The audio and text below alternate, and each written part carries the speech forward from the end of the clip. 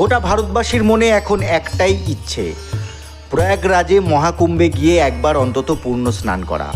144 বছর বাদে হচ্ছে এই মহাকুম্ভ মেলা। স্বভাবতই তাই এই মেলা ঘিরে উৎসাহিত বিভিন্ন মহল।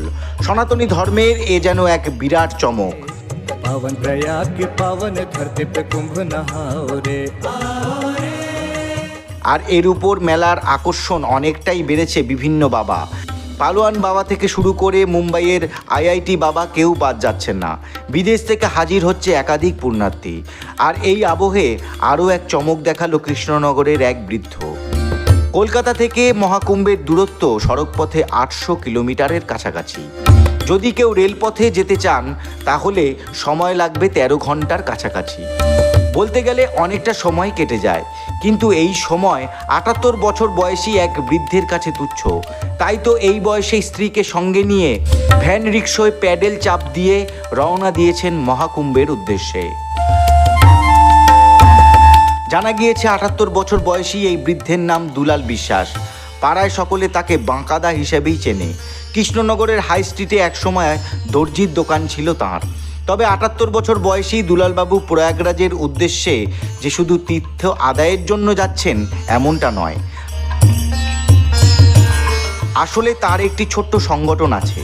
সেই স্বেচ্ছাসেবী সংগঠনের মূল উদ্দেশ্য হলো পরিবেশে জলের অপচয় রোধ করা, জলকে বাঁচানো। এই নিয়ে তিনি যুবক বয়সে সাইকেলে নিয়ে বন্ধুদের বহু জায়গায় গিয়েছেন। এমনকি আগে প্রত্যেক রোববার তিনি সাইকেল প্রেমী বন্ধুদের নিয়েও নানা জায়গায় ঘুরতে বেরোতেন। দুলাল বিশ্বাসের কথায় কুম্ভে তিনি আসলে যাচ্ছেন সেখানকার কোটি কোটি মানুষের মধ্যে নদী তথা পরিবেশ, জল ইত্যাদি বাঁচানোর ও সংরক্ষণ করার বার্তা সকলকে ছড়িয়ে দিতে। এক কথায় বলা যায়, বছরভর তিনি যে সমস্ত অভিযান চালিয়ে গিয়েছেন তার এটি একটি প্রতিরূপ বলা যায়। আর এবারের যাত্রায় সঙ্গ দিচ্ছেন তার স্ত্রী স্বর্ণলতা দেবী। দুলালবাবু আরও জানিয়েছেন, এই ভ্যান রিক্সা 12 বছর আগে তার বন্ধুরা তৈরি করে দিয়েছেন। এই ভ্যান রিক্সার উপরটা লোহার পাত দিয়ে ঘিরে দিয়েছেন তারা। তখন নাকি ঠিক হয়েছিল কামাখ্যা মন্দিরে যাবেন সাইকেল চালিয়ে, কিন্তু তা সম্পূর্ণ হয়নি।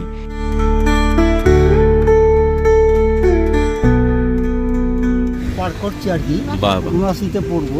আচ্ছা। আর ওনার বয়স হচ্ছে 70। আর আমার তো এমনি ঘুরে বেড়াতাম। আচ্ছা। তো এইসব দূষণ দেখে আমার মনের মধ্যে খুব ইয়ে লাগলো। আমার কোনো প্রচারের দরকার নেই, আমার তো পাওয়ারও কিছু নেই, শেষ হয়ে গিয়েছে। আচ্ছা। শেষ টাইমে যদি মানুষ যদি একটু বোঝে এই প্রকৃতির দূষণ থেকে, আচ্ছা, মানে প্রকৃতি আর জল বাঁচা। হ্যাঁ, এখন আশা করাই যায় দুলালবাবুর এই যাত্রা সার্থক হবে।